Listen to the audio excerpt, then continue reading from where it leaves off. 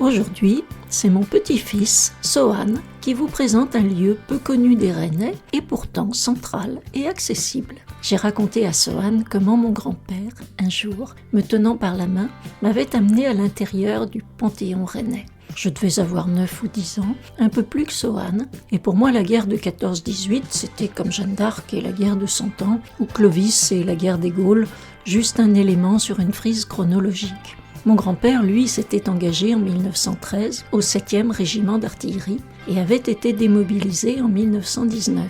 Basé à la caserne du Colombier, il s'entraînait à la manœuvre sur le champ de Mars, qui alors justifiait bien son nom guerrier.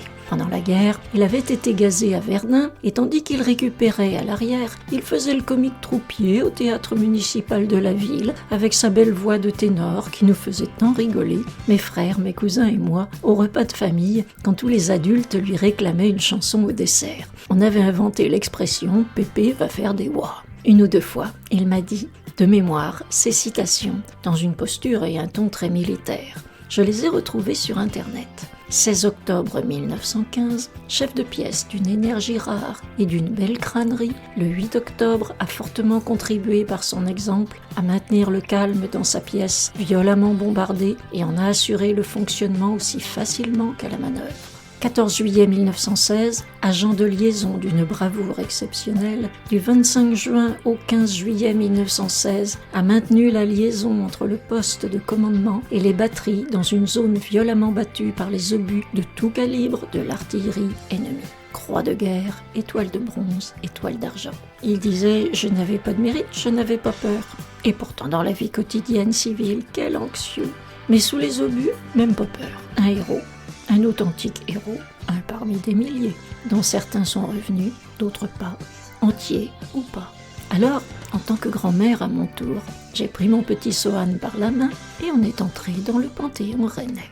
Peu de gens savent qu'il n'existe que 2 panthéons en France, celui de Paris et celui de Rennes. Celui de Paris est prestigieux, d'autant plus qu'on en parle à chaque fois qu'on y enterre quelqu'un. Celui de Rennes est plus discret, personne n'y est enterré. On a gravé sur des plaques au mur les noms des Rennais morts au combat. C'est dans l'esprit d'un monument aux morts, mais à l'intérieur d'une salle décorée, d'une frise de Camille Godet qui en fait le tour. Je vous laisse regarder la vidéo faite par Sohan. Ça bouge un peu, mais pour un garçon de 7 ans, je trouve que c'est pas mal. En toute objectivité, bien sûr.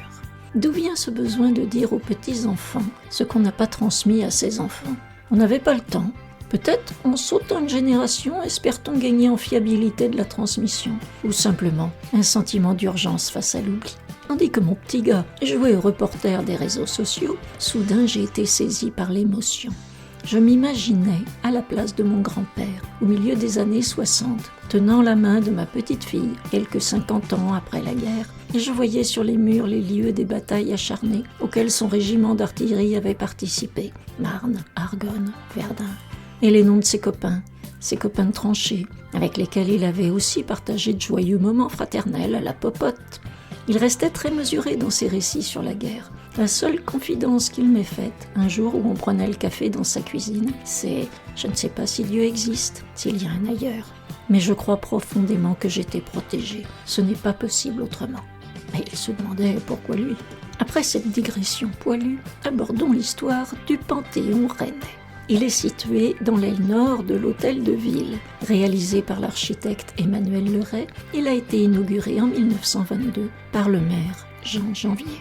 Remarquez sur la photo qu'en 1922, la niche centrale de la mairie contenait la fameuse statue de Jean Boucher représentant Anne de Bretagne agenouillée devant Charles VIII, symbolisant l'union de la Bretagne à la France. Cette statue avait été placée là en 1911.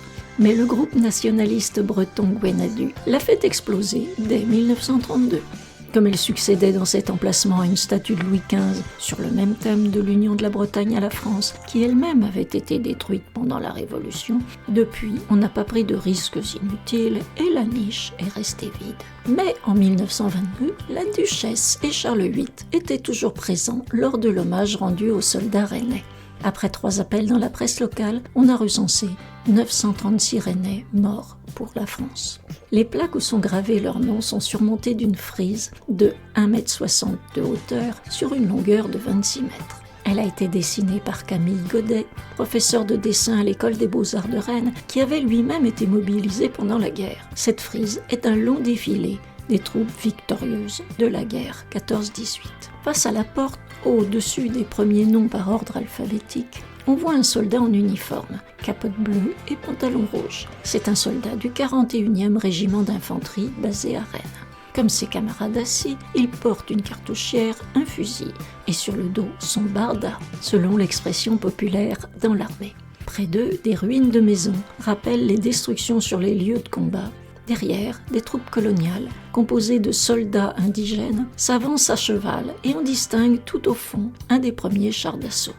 À côté, Camille Godet a sobrement dessiné une tranchée.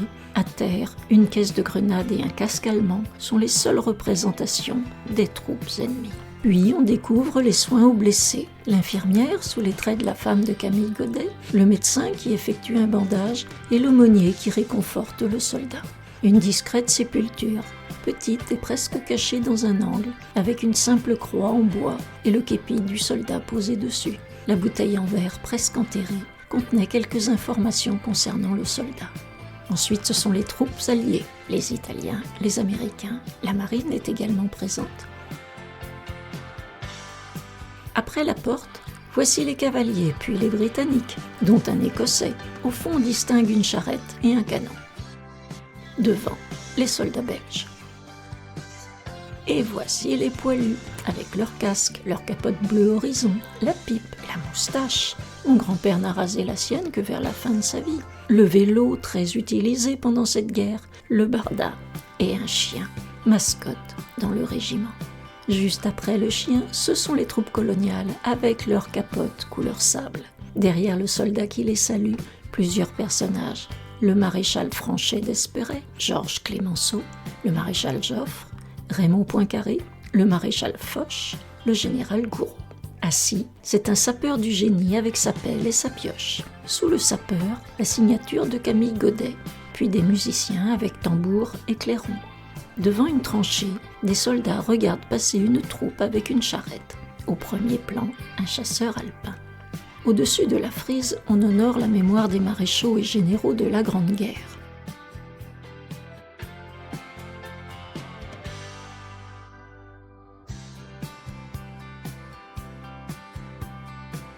Un cartouche est vide. Le nom a été masqué plus tard. C'est celui du maréchal Pétain.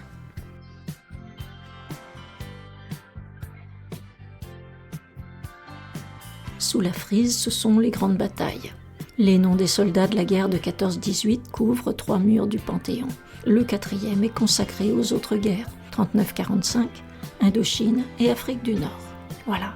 Quand vous passez place de la mairie, vous pouvez entrer jeter un coup d'œil quand vous voulez. C'est ouvert aux horaires de l'hôtel de ville.